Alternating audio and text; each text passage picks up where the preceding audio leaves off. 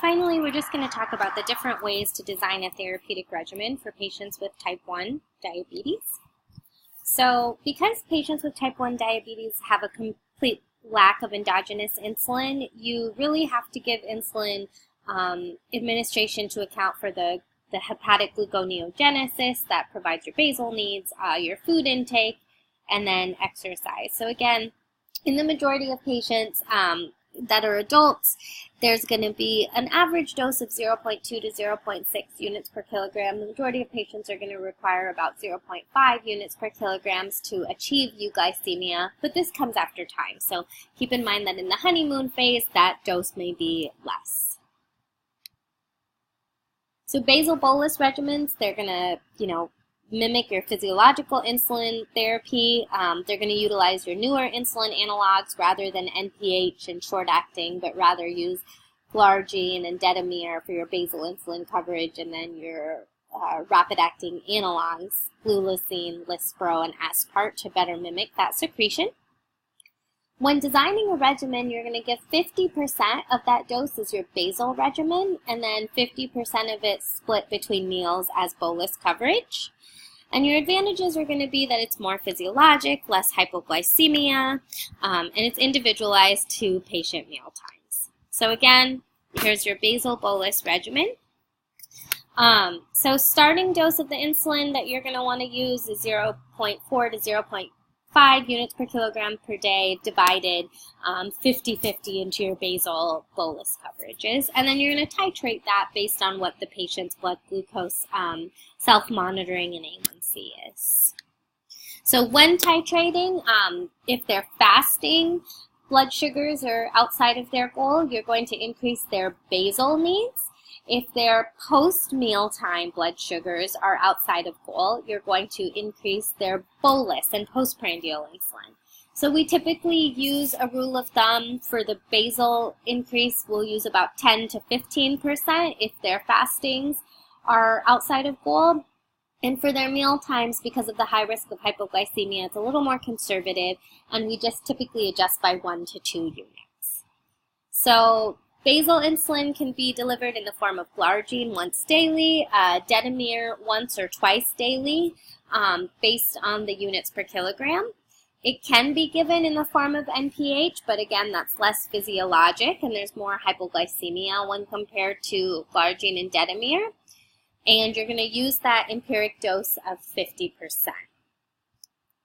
For bolus prandial insulin, this can be delivered in the form of glulisine, aspart, lispro, like your rapid-acting insulins, or in comparison, you could use regular insulin, which gives the patient a little more time to start eating because it doesn't start working for 30 to 60 minutes, but there is a much higher risk of hypoglycemia with regular insulin because of that prolonged duration of action.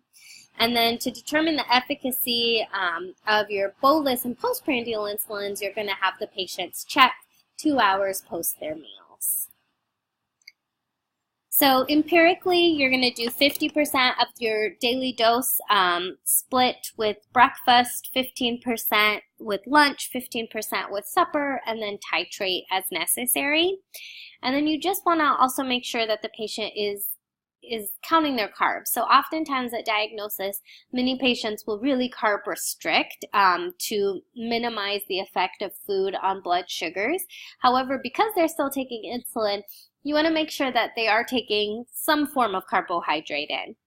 And you could use a carbohydrate counter with an empiric calculation that, about 30 grams of carbohydrates is going to be covered by 1 unit of rapid-acting insulin. So the most precise and sophisticated method of insulin delivery is actually going to occur through continuous subcutaneous insulin infusion, otherwise known as an insulin pump. And it's more likely to achieve really good glycemic control when compared to multi-dose injection therapies. And it uses its rapid-acting insulin to provide both a basal and a bolus coverage. So it is set to provide a constant delivered rate of that rapid-acting insulin to provide that basal background insulin coverage, and then patients can bolus themselves based on their meal time when they need to have additional insulin. It's been shown to improve A1C and reduce hypoglycemia, and it's pretty flexible because patients can alter their basal insulin dose. They could push it to stop if their blood sugar is dropping. And it's appropriate for patients who are highly motivated. You must be detail-oriented and know what your overall insulin needs are, how to carbohydrate count, and match your food intake to the insulin that's delivered. And obviously you need to be able to monitor your blood sugar frequently to be able to decide if you need to stop that pump or not. The patient really needs to know if those pump calculations are correct, and they need to calculate the calculated bolus dose and basal insulin infusion rates to minimize the risk of hypoglycemia. In the future, closed-loop products and insulin pumps will be linked to continuous glucose monitors, which basically are placed in the, on the skin and detect blood glucose in real time based on the interstitial blood glucose. In the future, decision algorithms will be able to really take the patient out of that. So based on that interstitial blood glucose, the insulin infusion pump will be able to stop the insulin from being infused, prevent bolus, if the blood sugar is rising, bolus itself, but for now, the patient still is in control. And with that, I close the lecture. I thank you for listening, and hopefully you walk away today having a solid understanding of the pharmacokinetics and pharmacodynamics of insulin in patients with type 1 diabetes.